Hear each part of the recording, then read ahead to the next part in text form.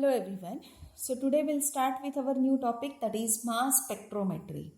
So as name indicates, mass, in this case the separation or identification is on the basis of mass. In this mass spectrometry, the species under study or samples are bombarded with the beam of electron. So what will happen? The sample species will get converted into its ionic fragments or ionic molecules. Now, these molecules are then analyzed on the basis of their masses. Hence, it is named as mass spectrometry. The spectrum produced is known as a mass spectrum, and it records the information regarding to various masses, as well as it gives a quantitative information also. So, mass spectrometry is considered to be a very best technique for the analysis. It is very sensitive as well as very fast technique. Okay. Though I have told you in short, that means the principle. So, it may be you may be thinking that it's a very simple technique, but actually it's not so. It is very complex and expensive instrument, but it is preferred more due to its sensitivity, reliability and very fast speed.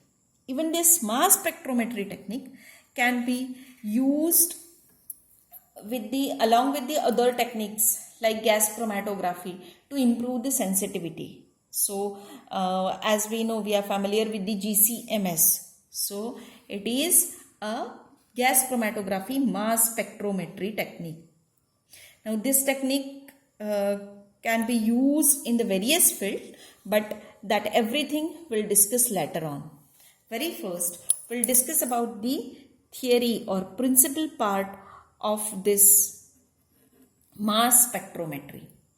So as I have told you, in this, the sample molecules are bombarded with the electrons and converted into their ionic species. So we'll consider the sample molecule as M. It is bombarded with electrons, so it will get converted into its ionic species. We'll consider as a M plus 2 electrons. Then these ionic species are accelerated in an electric field at voltage V. So what will happen? To each particle or to each ionic species, the energy is provided, but energy provided is same. So energy given to each particle is EV. Okay, energy given to each particle is EV, and it is equal to the kinetic energy of that particle. It is equal to the kinetic energy of that particle. Now, as we know, kinetic energy is given as half mv square. So, we can write EV equals to half mv square. On rearranging this equation, we can write V square is equals to twice EV by M, or on further simplification we can write V is equals to square root of twice EV by M. We'll consider this as equation number 1, where V is velocity of the particle, 2 is a numerical value, E is charge on the electron, V is a applied voltage or applied accelerating voltage, and M is mass of the particle. So now, as I have told you that to each particle the same energy is supplied. So suppose that we'll consider that we have number of particles, say particle 1, 2, 3, 4 and so on. So kinetic energy of first particle is given as Ke1 is given as half m1 v1 square. Same way for second particle it is given as Ke2 equals to half m2 v2 square. Ke3 is given as half m3 v3 square. But for each one, the energy provided is same. So they will have same energy, EV, EV, EV. Now, if you observe these three equations, then right hand side of equation is same. Hence, we can say that left hand side of equation is also same. Hence, we can write that half m1 v1 square is equals to half m2 v2 square is equals to half m3 v3 square, and so on.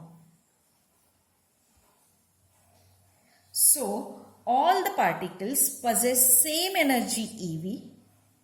They will have same kinetic energy Ke1, Ke2, Ke3. But as values of masses for each particle will not be same. It is M1, M2, M3. So, according to the masses, their speed or their velocity, that is V1, V2, V3 value will changes. And hence, kinetic energy Ke1, Ke2, Ke3 will remain the same. So, it follows that the velocity of different particle will vary depending on the mass of the particle. So hope that you cleared the point. Now what next step in this mass spectroscopy is that, very first step is that the sample converted into its ionic species. Then to that ionic species, the energy is or particle is accelerated by providing energy. Now, after this, the accelerated particle or charged particle are then allowed to enter in a magnetic field. Are allowed to enter in a magnetic field of strength H. So, what will happen? This field attracts the particle and they moves in a circular or semicircular path around it. So, the attractive force due to the magnet is HEV. Attractive force due to the magnetic field is H. H is the strength of magnetic field. E is, as we know, charge on the electron. V is velocity of the particle. Now this attractive force of the magnetic field is balanced by the centrifugal force of the particle, which is given as mv square upon r. So magnetic attractive force is balanced by the centrifugal force of the particle. Hence we can write HEV equals to mv square upon r. On further rearranging, we can write r is equals to mv square by HEV.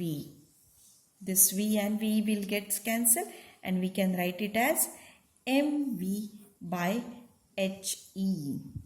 We'll consider this as a equation number 2.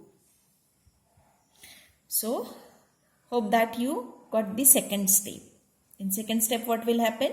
The charged particle with the accelerated energy enters in the magnetic field of strength H in a semicircular path. So when they enters in this magnetic field, at that time the magnet attractive force is balanced by the centrifugal force. It is given as HEV equals to mv square by r, and on rearranging we got the equation r equals to mv by HE. Now already we got the value of v in equation number 1. So substituting equation number 1 in equation number 2, hence we can write r equals to m by HE into, instead of v, I am going to write equation number 1. So into square root of twice EV by M. Twice EV by M. So, we'll consider this as a equation number 3. This as a equation number 3. Now, I am going to square on both sides of the equation number 3. So, equation number 3 will become R square equals to M square H square E square into twice EV by M. So, this M will get cancelled, E will get cancelled. Finally, we got the equation R square equals to M by H square into M by H square into 2V H square E up into 2V. Okay, or just we can write it as R square equals to 2V by H square into M by E. Or we can write it as M by E equals to R square H square by 2V.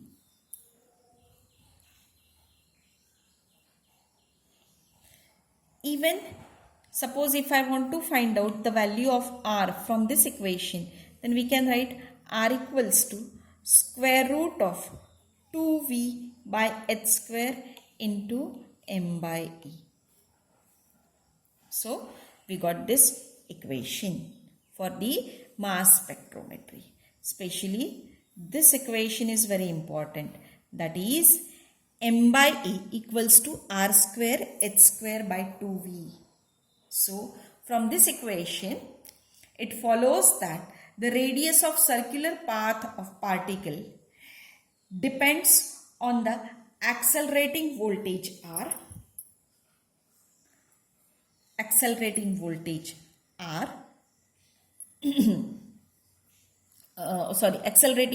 V, the magnetic strength of magnetic field, that is H, as well as it depends on the ratio M by E. So, the path which is taken by the particle, that is R, will depend on the V value, accelerating voltage, H value, that is strength of the magnetic field, and the ratio mass by charge on the particle. Okay, or charge on the electron. So, this is a M by E. So, generally what happens? E value, V value and H value are constant. E value, V value and H value are constants. Constant means we are able to keep same throughout the experiment. So, the radius of circular path of particles depends mainly on the mass. Or from this equation we can say that the particles having particular M by E ratio takes the path of radius R. Now next part we have to study, that is a instrumentation part of this mass spectrometer. So for the studying instrumentation part of this mass spectrometer, I will show you very first the schematic diagram for mass spectrometer. So this is a schematic diagram for the mass spectrometer. Very first I will tell you about the components. So components are, these are the sample molecules or which enters into the ionization chamber. So sample molecules or sample handling system is there or inlet system is there.